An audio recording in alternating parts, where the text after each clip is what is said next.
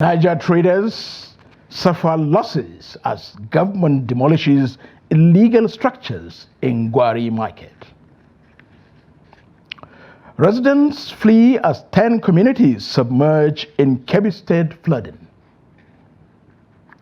ASU issues 14-day ultimatum to the federal government, threatens for fresh strike. On the foreign scene, Ghana braces for nationwide lockdown amidst escalating illegal mining crisis. Hello and welcome to Trust News Hour. I'm Muhammad Kudu Abubakar. Petty traders at the Mina popular Gwari market in the Niger State capital are counting their losses following the demolition of illegal structures by the State Urban Development Board. The demolition exercise, which is to give way for the expansion of township roads, commenced as early as 7 in the morning when some traders were still at home. Trust TV's Abubakar Akote has the report. Those were some of the affected traders who are among dozens of others whose shops and stands located by the roadside were demolished. The affected traders said they have lost their means of livelihood. Actually, whoever is there knows that is telling illegal. But what we do, usually pay monthly tax, local government, that's what I do. But we ourselves know that we are still illegal. They didn't even tell us anything. We just take this money and we saw the demolition. It's very unfair now. They would have at least give us something or look for a place for us to go and sell. Because the way they did it now, many of us, we have families and we need to feed our children. So what do they want us to do? It's very unfair. That is not how it should be. And we are paying revenue. Even if nobody permitted us to stay, this is not a country. At least we should be giving something. We are looking for what to eat. This is what government is doing. Because they tell us since 4 months ago, they say they will give you some money, then we select another place. But now they call me in the morning to say our job is scattered.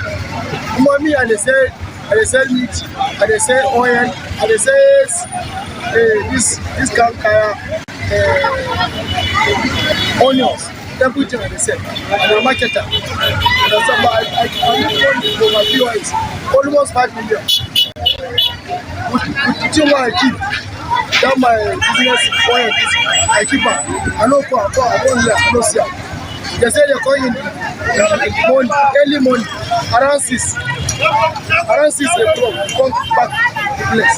Me, I know they are there from my house. Meanwhile, the state government said quick notice was given to the traders more than 3 months before the demolition, adding that the affected traders refused to comply. Unity Bank Road down to Kaswangwari to Ukebe Atiata area have been a very, very busy road. And you have a lot of illegal commercial activities along the corridor. So we are here this morning to clear all these illegal structures. Web market, the operation here is illegal. You know, this place used to be market. It's an old market that was demolished and relocated to a new place. So they have an abundant space there. So their operation here is illegal, and we have been serving them notice. They are aware of our coming. We give them ample notice, and we give them enough time. The demolitions extended from Makore Junction to railway within the Gwari market. The affected traders call on state government to compensate them to enable them continue with their petty businesses. Abubakar Akote, Trust TV News, Mina. Skilled workers in Kaduna are lamenting the persistent rise in the prices of materials as the economic hardship continues to bite harder. Some of the skilled workers in the metropolis who spoke to Trust TV News say they are skeptical about the survival of their businesses due to dwindling economy in the country. Trust TV's Bello Musa has the report. These skilled workers are using their God-given talent to earn a living. However, they are now finding it difficult to cater for their family due to low patronage. It affects our sector to say, let's say it affects our sector 70 to 80% due to the skyrocketing of prices in the markets. People cannot be able to afford the way they afford the product in the market. Gaskiya babban kalubalen mu shine tsadan kaya. Our biggest challenge is cost of materials because prices are still surging. Gum that we used to buy at rate of 2,500 naira is now sold at 16,000 naira, and the one we bought for 24,000 naira is now sold for 53,000. Before now, we charged 50,000 to 70,000 for certain jobs, and we would get 15 to 20,000 as profit. But now, we can barely feed our family. The situation is affecting our business because, as you can see, there is no patronage. The situation in the country is affecting us due to low patronage, and it is difficult to get money now. They say unstable power supply is another factor affecting their businesses. The country is getting short of power supply entirely, so we are facing that challenge too in this our industry. I'm pleading to the federal government and the state government to intervene into this our problem of power shortage. Besides skilled workers, many residents in Kaduna metropolis are appealing to government to withdraw certain economic policies that are inflicting hardship on the common man in Nigeria. Bello Musa, Cross TV News, Kaduna. Suppliers of grains hit markets in Jos, the Plateau State capital. Prices of food items such as maize, rice, and beans are gradually dropping. Stakeholders in the market argued that the development could be connected to the lifting of the ban on the importation of maize into the country, as well as supply of new harvest in the market. Ado Musa completes the report.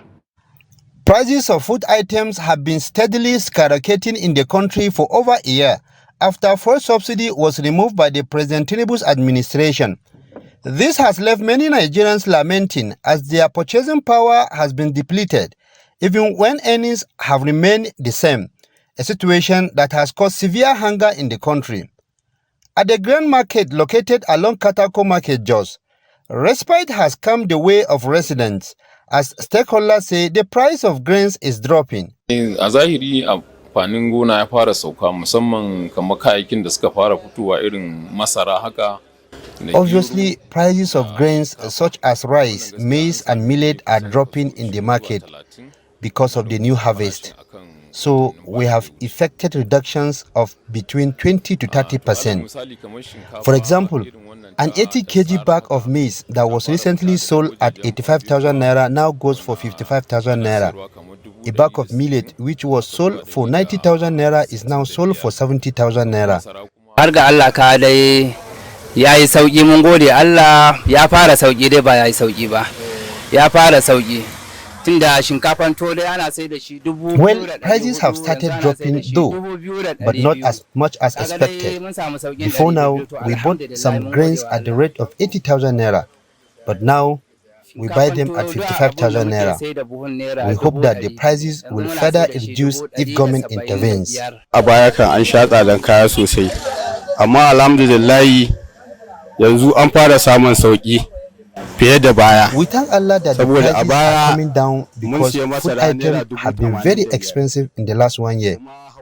In the past, we bought maize at 80,000 naira, and some were thinking the price may rise to 100,000 naira. By today, the price is coming down.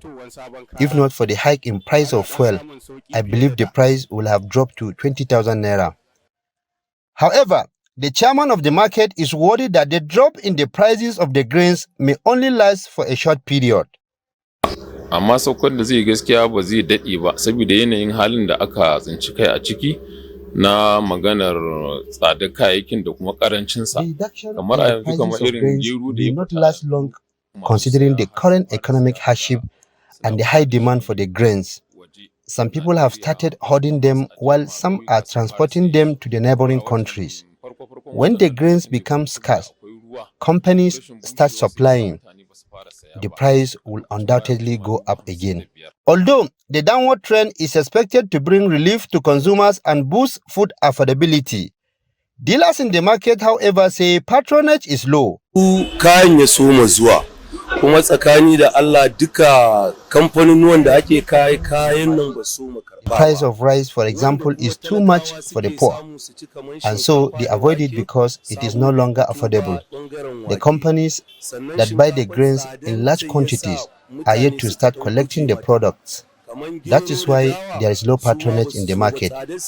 For things to go well, government must ensure adequate security and provide sufficient farm inputs to allow many people return to the farm. As the country goes deeper into harvest season, Nigerians are hoping that grain prices will continue to drop to enable them afford food. Ado Musa, Trust TV News, Jos. The Bauchi State Association of Sellers of Fairly Used Materials, popularly known as Baikinkura, has appealed to residents of the state to desist from describing their activities as illegal. Some members, who are mainly women, said they are in the business to improve economic well-being of their families and those of their dependents. Trust TV's Adamu Imam has the report. Despite the lingering high cost of living due to the present economic realities in Nigeria, women in Bauchi State are taking the advantage. The situation breaks business to enhance their economic well-being. They say the business of fairly used materials has empowered many women in Bauchi.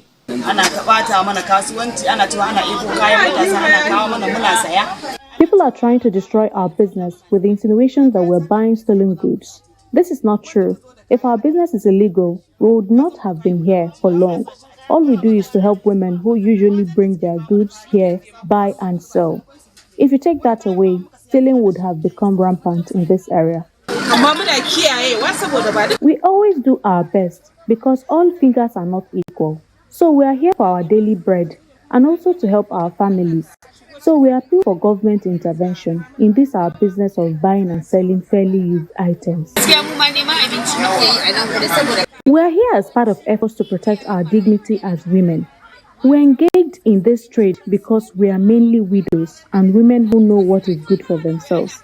However, people are trying to give us a bad name, but we know that what we are doing is clean and legitimate. Earlier, the chairman of the association, Malam Bello, says their business is genuine, approved by the authority and accepted by the community. It is not everybody that goes to the markets or shops do so to buy expensive and brand new goods because of the high cost of living.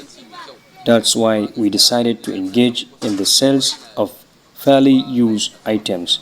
He also urged the state government to include them during empowerment programs, as according to them, the place they use for the business is not conducive and as such should be addressed since they are contributing to the state economy and revenue generation.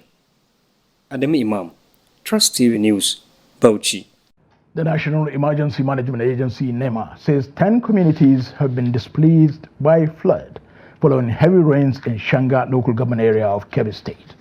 The head of the operations of NEMA Sokoto office, Aliyu Shehu Kafindagi, met this noon when he led a joint assessment team to the affected areas on Wednesday. He added that the incident left no fewer than 2,000 persons homeless. Shehu Kafindagi said the incident, which occurred between September 17th and 22nd, was caused by the heavy rainfall and the coming of water from River Niger, which submerged some communities. He listed the 10 communities affected in Shanga local government area to include Kunda, Dala Maiwada, Dala Tudu, Dala Mairwa, and Ishe Mairwa. Others are Kwarkusa, Kurmudu, Tungar Maigani, and Gundu. According to him, the displaced persons are largely fishermen who have lost many hectares of farmlands. NEMA's head also explained that the team, in the course of its assessment, identified an internally displaced persons camp in Tudun Faila Primary School and now sheltering more than 300 persons. The Nigerian security forces have killed another notorious bandit leader, Kachalla Makore, along with several of his fighters. This was made known on Wednesday by Zagazola Makama, a Lake Chad-based counter-terrorism and insurgency expert, in a post on his X handle. Makama disclosed that the operation took place on Sunday along the Kwankele Road in the Magami town in Gusau local government area in Zamfara state. The security expert explained that Makore and his men were reportedly en route to recover the body of fellow bandit leader Kachalla Sani Black, who had been killed earlier in Ensado area of Mar local government area. He stated that Sani Black was neutralized in Magama Maireki, a non-notorious hotspot for banditry. The Anambra State Police Command has arrested 2 suspects and recovered a large quantity of gunpowder concealed in a bag of rice. 1 locally made pistol and live ammunition were also recovered during the operation, according to a statement by the police public relations officer, SP Tochukwu Ikenga, on Wednesday. The command said the feat was achieved when its police and led joint security force was on an intelligence-driven routine patrol along the Pillar Road Paul area of Agwata on Sunday. The command said it had intercepted suspects carrying 3 bags of gari, adding that upon the search of the suspect, they discovered beneath the gari a large quantity of gunpowder. Preliminary information revealed that the suspect was en route to a criminal camp to deliver groceries for consumption and gunpowder for production of improvised explosives for the gang. The suspect is currently in police custody and assisting the police to arrest other gang members. The Take It Back movement, TIG, has proposed a virtual meeting with the Lagos State Police Command, citing logistical difficulties for an in-person meeting. The proposal was outlined in a letter sent to the Assistant Commissioner of Police, State Intelligence Department, Jayola Joseph, by the legal representative of the group, Inibehe Ifyong Chambers, on Wednesday. The police had on Tuesday in a letter invited key members of the TIB, including its national coordinator, Sanwo-Olu Juwon, to meet with the new Commissioner of Police, Olanrewaju Ishola, to discuss issues of national interest. Sources within the organization expressed concerns that a physical meeting could be a ploy to arrest them. However, the State Police Public Relations Officer, Benjamin Hudain, who confirmed the invitation on Tuesday, stressed that the meeting will be friendly, saying police has no intention of arresting anyone. The police also confirmed that the planned October protest will likely be part of the discussion. Meanwhile, according to the letter from the movement solicitors, it was stated that several executive members of the group were outside Lagos and could not travel down for a physical meeting. The Nigerian Senate has confirmed Justice Kudirat Kekereokun as the substantive Chief Justice of Nigeria. She is the 23rd person and 2nd female to hold the esteemed position. Justice Kekereokun's confirmation followed a request from President Bola Tinubu, who nominated her for the position on the recommendation of the National Judicial Council. The report. The Senate, led by President Godswill Akpabio, suspended its rules to allow her answer questions during the confirmation hearing. During the screening process, lawmakers questioned her on various judicial matters. The court can invite, or even the agency can discipline a senior lawyer who is fond of sitting down to analyze cases that are yet to be decided upon on television, in social media and all that. I think it will serve as a deterrent. She emphasized the importance of maintaining judicial integrity and adhering to ethical standards. One of the things that I'm known for is integrity. I'm also known for being strict on discipline. And therefore, in order to ensure that the integrity of the judiciary is maintained, I will ensure that the code of conduct is fully complied with. Justice Kekere Ekun argued that there should be limits on cases reaching the Supreme Court, particularly regarding pre-election matters, stressing that such cases should be concluded at the Court of Appeal, while highlighting the need for timely handling of petitions by the National Judicial Council. Justice Kekere Ekun also called for measures to insulate the judiciary from external influences. Because when we are talking about the integrity of the judiciary, it involves not only the take-home pay, it also involves infrastructure that we are working with. What is available? Is it conducive?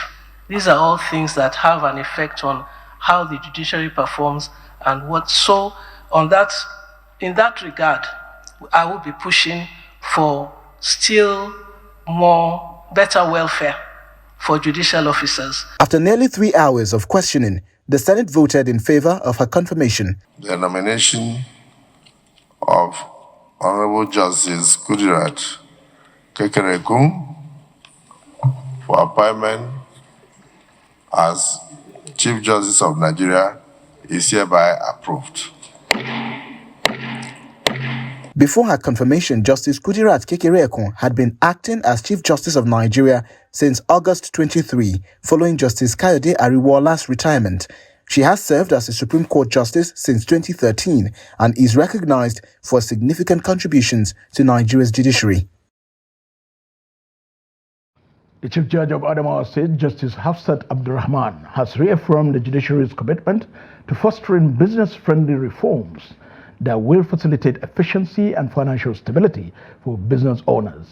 She made the statement known during a training session organized for magistrates and court officials on the domestication of small claims courts, spearheaded by the state's Action on Business Enabling Reforms Office.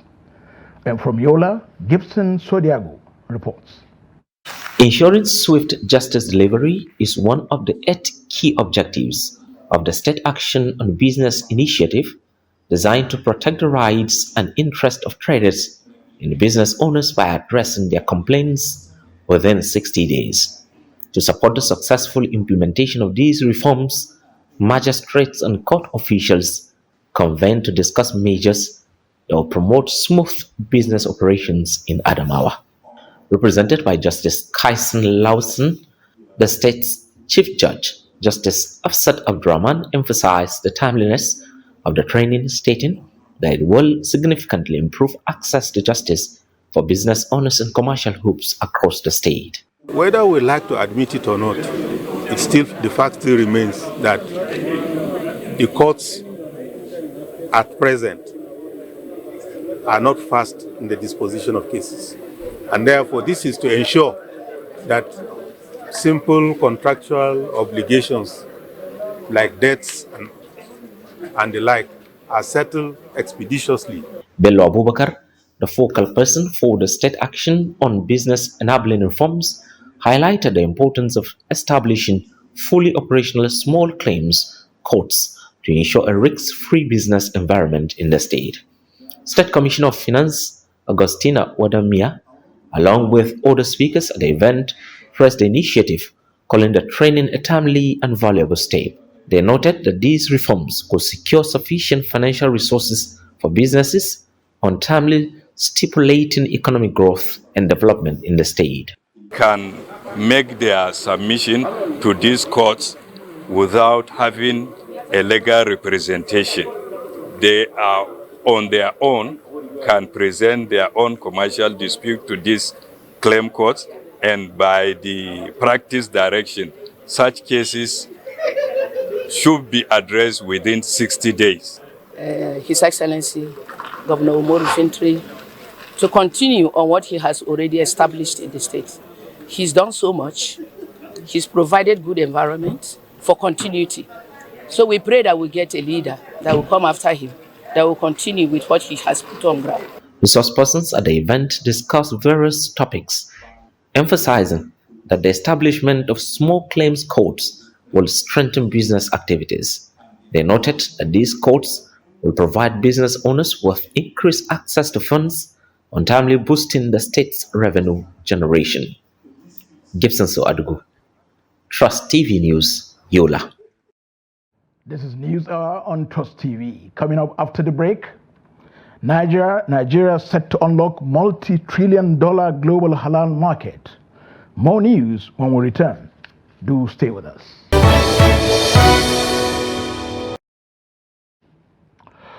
Welcome back. If you're just joining us, this is News Hour on Trust TV. Let's take a look at our top stories again. Niger State traders suffer losses as government demolishes illegal structures in Gwari Market in Mena. And residents flee as 10 communities are submerged in Kebbi State due to flooding. More stories now. President Bola Tinubu may reshuffle his cabinet anytime soon, based on performance reports he has received in the past months. Special Advisor to the President on Information and Strategy, Bayo Nanuga, and the Senior Special Assistant to the President on Digital and New Media, Ortega Ogara, confirmed this to State House correspondents on Wednesday at the State House Presidential Villa. Kende Amodu has the report. Rumors of a cabinet reshuffle had been swirling in the air ever since former presidential spokesman Ajuri Ngelale was eased out of his job in early September. The presidential aides are now confirming the rumors, as it seems the president has verbalized his intent to rejig his cabinet. Though the presidential aides did not specify a timeline for the president's cabinet reshuffle, they are quick to point out that the exercise will be based on empirical evidence. The president has expressed his desire to reshuffle his cabinet, and he will do it. I don't know whether he wants to do it before October 1, but he will surely do it. So that's what I will say.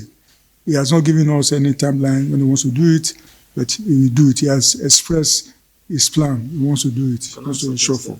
Nigerian Bureau of Statistics recently released their Q2 reports, and the government is actually quite positive and happy that a lot of its programs are achieving desired results, especially in some sectors. For instance, agriculture expanded by 3.2%. We're seeing more enhanced local production. We're seeing a lot more exports.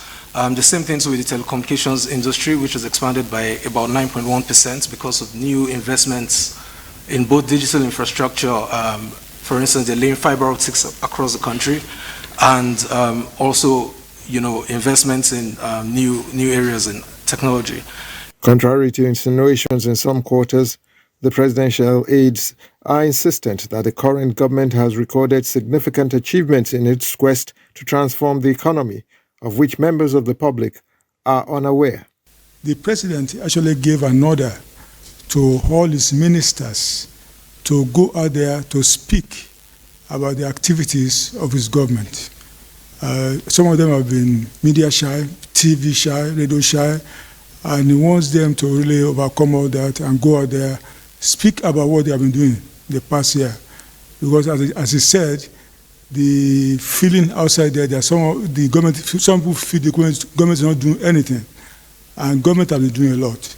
And he believes that it is up to them to go out there and blow their trumpets. Recall that in November last year, the president had instructed all ministerial appointees in his cabinet to sign a performance bond to measure their delivery.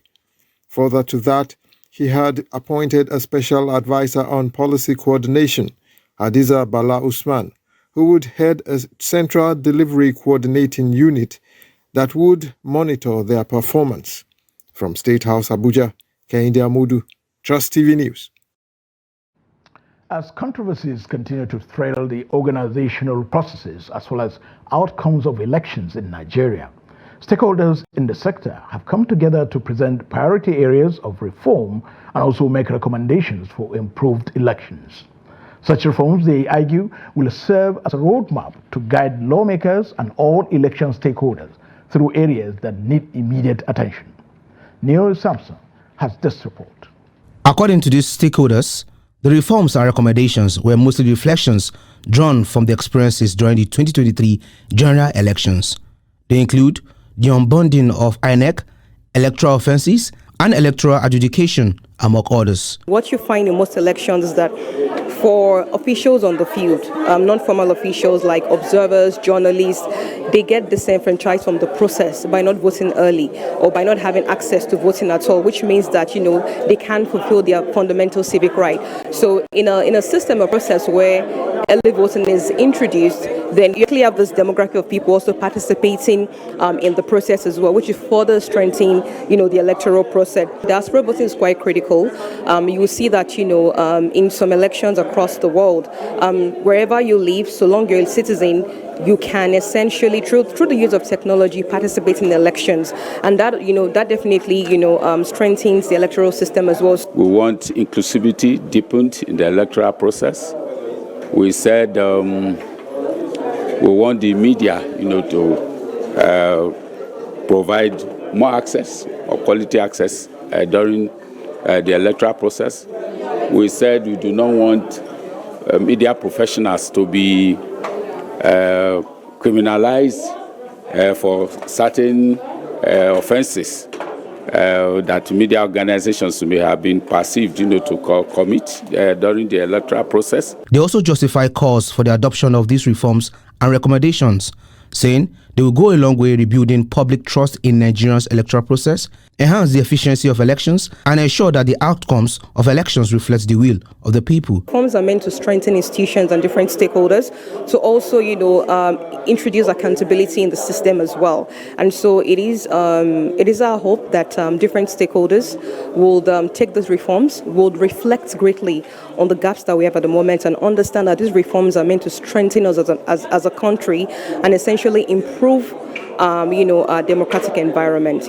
If we have an electoral offences commission in place, it means that all these cases of misconduct on the election field will be dealt with after elections. I mean, people will be arrested, those who commit those infractions or breaches on the field, and then they will be dealt with. They will face the full wrath of the law.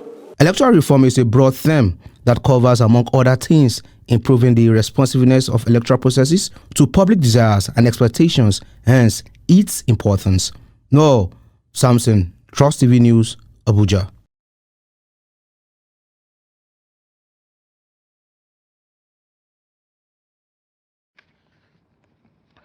Adamawa State Governor Amadu Umaru Fintiri, alongside the state PDP platform, has condemned the outcome of the Edo State governorship election.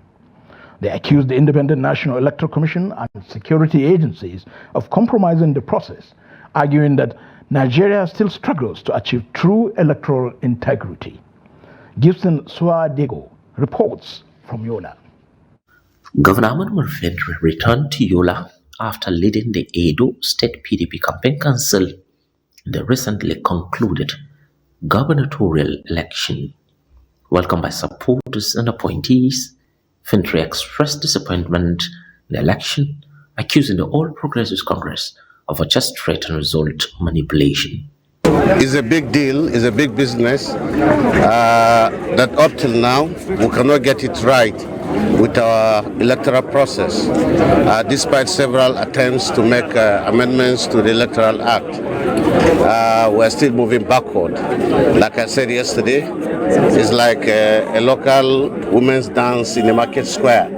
They move 2 steps forward, 3 steps backward. Similarly, the People's Democratic Party PDP in Adamawa State has accused the Independent National Electoral Commission and security agencies of colluding to manipulate the mandate of the Edo people.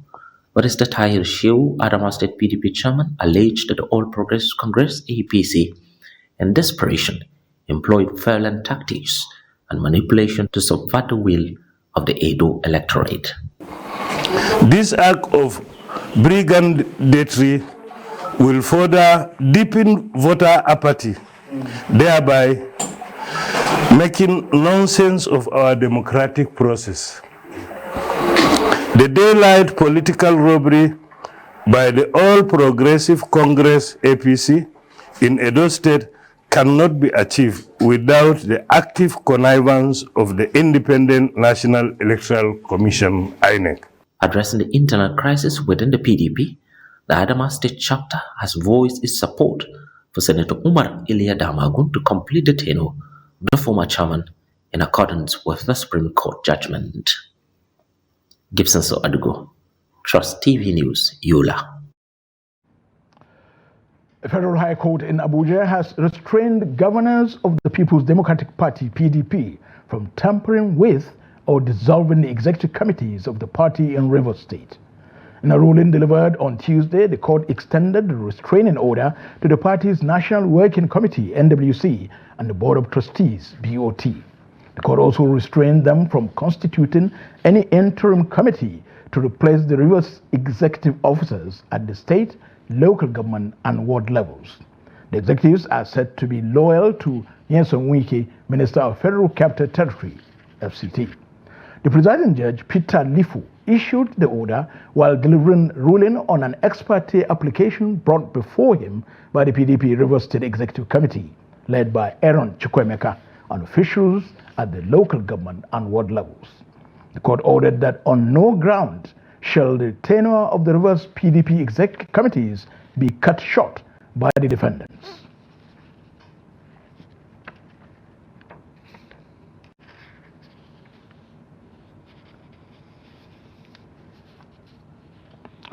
The concept of halal is gaining global attention, extending beyond food to a lifestyle guided by Islamic principles. In this report, Sumaya Abubakar examines Nigeria's growing halal economy and its potentials to boost overall economic growth. The report. The halal economy encompasses products and services that strictly adhere to Islamic law, Sharia, making it a booming multi-billion-dollar market shaped by faith, ethics, and consumer trust. Beyond food, it spans industries like finance, fashion, pharmaceuticals, and tourism, reflecting a lifestyle rooted in Islamic principles and offering vast growth opportunities worldwide. When we talk about the halal economy, we are referring to an economy that deals more in what we can refer to as goods, services, commodities that are seen to be permissible according to the Islamic, the Sharia. Well, the halal market is something that is developing or emerging globally. And the earlier we key into that as a nation, as a community, as a society, the better for us in terms of economic gains, and the better for us in terms of healthy living, ethics, and even sustainability. With its large Muslim population, Nigeria is poised to tap into the booming global halal market. Vice President Kashim Shettima has projected the country to become a key player in the halal economy, which is expected to reach $7.7 trillion by 2025. As the government ramps up efforts to boost halal exports and attract investments, the question arises, how aware are Nigerians of the vast opportunities and benefits this growing sector offers? Gaskiya na zaɓi kasuwanci wanda zan iya cewa kamar gado ne ni a gare ni. This business of Jalabia has been part of my family for generations. My parents use it to sustain our family, and we are proud of that. We hope the coming generations choose halal business. Saboda sun ciyar da mu ta kan hanya halaliya. Hakika mun zamu sana'ar halal ne. This business has done a lot for us. It is a legitimate source of income. We use it to take care of ourselves and our family needs. Halal business is very good. Beyond consumer products, the halal economy also includes finance. Islamic banking and sukuk bonds offer ethical alternatives to traditional financial instruments. There's what we call under Makore Sharia. There's what we call protection of interests and protection of property. So one of the way of protecting one's property is to what? Is to invest in a lawful means so that whatever you get, your mind will be at rest, and whatever you spend, you get the reward on it. So that's one of the ways at which halal financing came about. As the global halal market continues to expand, Nigeria has the opportunity to play a leading role. By embracing the principles of halal economy, the country can not only boost its economy, but also contribute to a more just and sustainable world. Sumaya Abubakar, Trust TV News, Abuja. Speaker of the House of Representatives, Tajuddin Abbas, has acknowledged that despite recent progress in addressing insecurity, Nigeria continues to face significant challenges. He stated this in his welcome remark during the members' plenary session on Wednesday, following their resumption from annual recess. These and other resolutions of the House are brought to you in this report. Speaker Abbas highlighted that since the last session, Nigeria has experienced notable political, economic, and security developments. He further announced that the House would organize a legislative security summit in the final quarter of the year, with a focus on reforms aimed at enhancing interagency collaboration and improving the use of technology to tackle insecurity. These issues, he said, would be prioritized in the remaining session of the 10th House. Security challenges remain a significant concern, particularly in the north. However, substantial progress has been made in combating insurgency, with military operations successfully neutralizing over 150 terrorists and major bandit kingpins, according to recent reports from the Nigerian Armed Forces. Also on Wednesday, he called for a special intervention fund from the federal government to support victims of the recent floods in Borno State. They also urged the federal ministries of Health, Power, and other relevant agencies to address the damage to infrastructure caused by the flooding. I will call on the citizens of this country to continue to come to the aid of the affected victims of Maiduguri. Businesses are lost. People lost their livelihood. People are displaced. That he should look into the issue of what transpired in Maiduguri and use his magnanimity and, leadership spirit by creating a huge amount of not less than 300 billion. We have seen the oneness as a nation. We have seen contribution. We have received support from all walks of life. But still, the level of capital infrastructural damage caused by these incidents is huge. If not urgent intervention is made to address the devastation of the University of Maiduguri Teaching Hospital, the people of Borno State, and I dare say neighboring states and neighboring countries, are at high risk of disease outbreak resulting from the flooding. In another development, the House of Representatives has directed the National Emergency Management Agency, NEMA, to assess the potential hazards of recent earth tremors in the Federal Capital Territory, FCT, and develop immediate safety measures. This followed a motion of urgent public importance by House Minority Leader Kingsley Chinda, calling for an urgent investigation into the unusual seismic activities in Abuja, with concerns raised over tremors reported by residents in various districts. Chinda stressed the importance of addressing these tremors, warning that they could cause significant damage to critical infrastructure if not addressed promptly. The House also tasked its committees on FCT, Environment and Emergency Disaster Preparedness to investigate the cause and propose necessary legislative actions. The House is worried about the potential damage to infrastructure, including homes, office buildings, roads, and other critical facilities, should these tremors persist or escalate in intensity. Meanwhile, the House of Representatives has also passed for second reading a bill seeking to authorize the disbursement of 419.8 billion naira from the Federal Capital Territory Administration's Statutory Revenue Fund. Of this amount, 38 billion naira is allocated for overhead costs, while 381.8 billion naira is designated for capital expenditure. The only new project to it is just 2 line items. So I said there is no need of even coming to defend 2 line items that we did the 2024 statutory together with him, with members of committees here. So I said I should just call for this meeting to inform honorable colleagues. The funds are intended for the service of the Federal Capital Territory Administration for the financial year ending December 31, 2024. As the 2024-2025 academic year begins in Lagos State, the Agege Local Government Council has taken steps to ease the financial burden on parents by distributing exercise books to pupils and students within the local government area. Victoria Tokolo has more in this report. The distribution of the writing materials is to support pupils and students in their studies and alleviate the financial burden of their parents.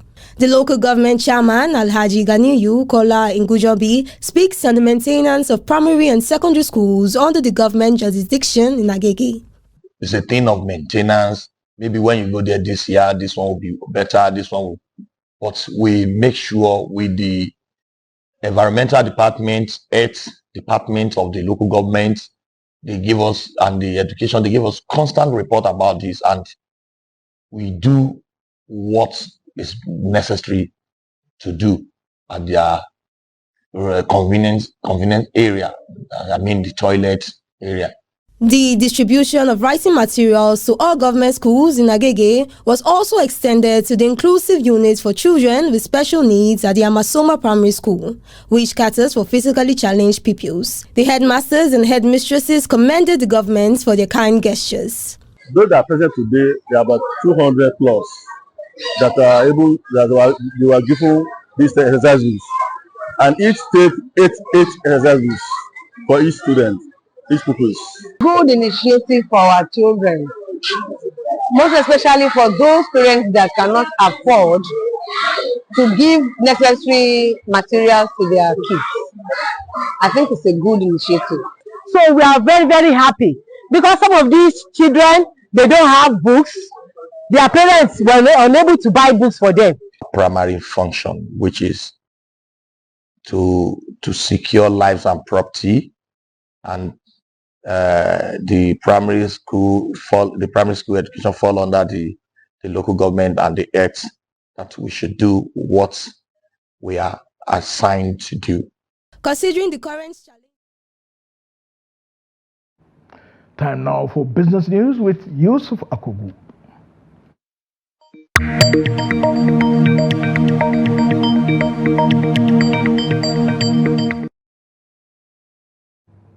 Time for some business stories. Nigeria's average domestic airfare has risen by 25.5% month-on-month to 123,700 in August 2024 from 98,561 in July 2024. According to the National Bureau of Statistics, NBS Transport Fare Watch for August 2024, released on Tuesday, Niger State recorded the highest airfare at 129,575, followed by Abuja at 129,442. NBS say in airfare travel, the average fare paid by passengers for specified routes single journey was 123,700 in August, showing an increase of 25.51% compared to the previous month.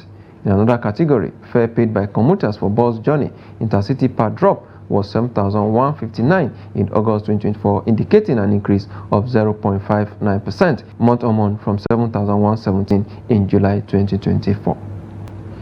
Reaction has continued to trail the CBN decisions to raise the monetary policy rate by additional 50 basis points. Analysts say raising MPR to mop up more money from circulation will stifle the manufacturing and other services sector. You increase the CRR, in order to take more money from the banks, into the coffers. You increase the interest rates. You move the MPR. By yesterday they moved it by 50 basis points, isn't it? So you have 27.something% now, of interest rates. Banks have not added their own. So which business can survive under that condition? And you ask yourself, why are you mopping all this money from the circulation? You are mopping it to fund your deficit, budget, deficit. And then government spending in Nigeria, we know how corrupt it is. That is not for the masses. NGS rebounds on Wednesday as investors renewed interest in equities. Let's see how it went down today. Leading the gainers today is Seplat Nigerian PLC gained 10%, a very huge gain, you say. It closed as 4,103 naira 0.10 kobo per share. There, of course, Flami Nigerian PLC also gained 10% to close at 60 naira and 50 kobo per share. Of course, Halal also up there 9.97%. It closed at 4 naira and 8 kobo per share. Of course, this has pushed up the market up by 0.42%. The volume of trade 603.3 million shares valued at 12.58 billion naira. In the list of 9,723 did exchange hands among investors this Wednesday. Of course, let's see the top trading equities by volumes. Fidelity Bank Nigerian PLC leader TB 121.7 million shares traded. FBNH 108.8 million shares. Of course, Transcorp Nigerian PLC 82.59 million shares traded as well. Of course, some equities ended on the losing side of the market. Multiverse leader table 9.90% to close at 9 naira and 10 kobo per share. Cavity Helicopter also down 9.86% to close at 3 naira and 29 kobo per share. Of course, Massad and Insurance Company down 6.78% to close at 5 naira and 50 kobo per share there. And that's the highlight of stock trading as it went down this Wednesday on the floor of NGS. Let's see the global stock market and exchange rate data for today.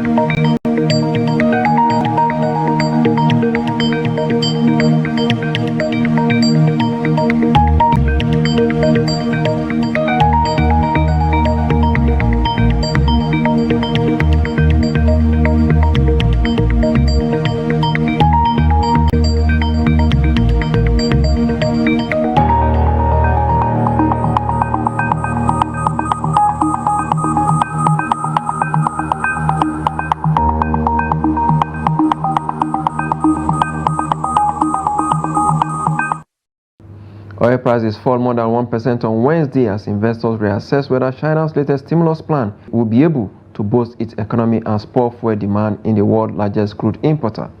At the London market, Brent crude sells for $74 per barrel. For the paper basket, dealers offer $75 per barrel. And that's business. I am Yusuf Akubu.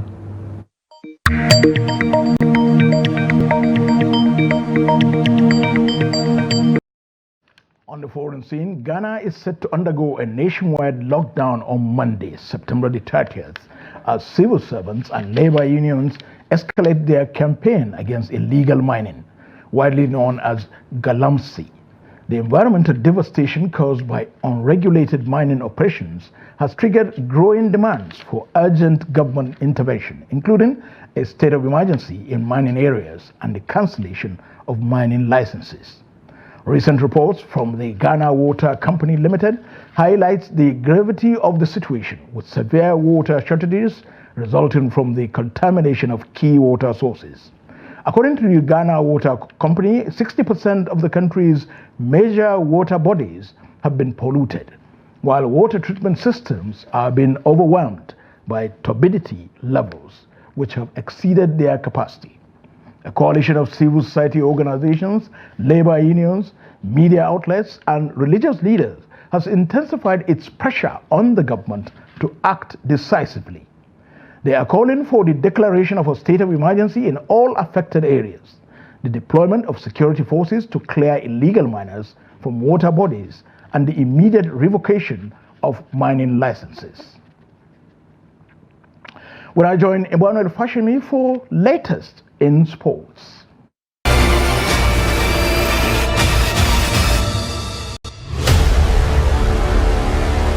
Flamingo's only foreign base player Simon Eboluwa Adebowale Riley has expressed gratitude for the invitation to the national team. The island-based attacker was handed an invite to join the Nigerian Under-17 women's team ahead of the FIFA World Cup. Riley, who played for Bohemian FC in Ireland, is also into boxing, basketball, and Gaelic. She said she has always wanted to play for Nigeria ever since she has been watching the World Cup. The Flamingos have been placed in Group A alongside Ecuador, New Zealand, and the host Dominican Republic. The Confederation of African Football (CAF) has announced the official dates for the 2024 Championship of African Nations qualifier. The president of the body, Patrice Motsepe, last weekend announced that the qualifier will take place in October 2024, but the competition department of the body has stated that the first round of qualifier will take place from 25th to 27th October and November 1st to 3rd, 2024. The second round of the qualifier will be played on the 20th to 22nd of December and 27th to 29th of the same month. Since the three hosts are already taking 3 slots, an additional slot will be awarded for the other engaged teams of CECAFA. Therefore, the total number of teams qualified to the final tournament will be increased to 19 teams. Kenya, Uganda, and Tanzania will participate in the qualifiers and will qualify as hosts in addition to the team achieving the best result in the qualifiers. The final tournament shall take place from 1st to 28th of February 2025 in Kenya, Uganda, and Tanzania. And that is what I am Emmanuel Fashimi.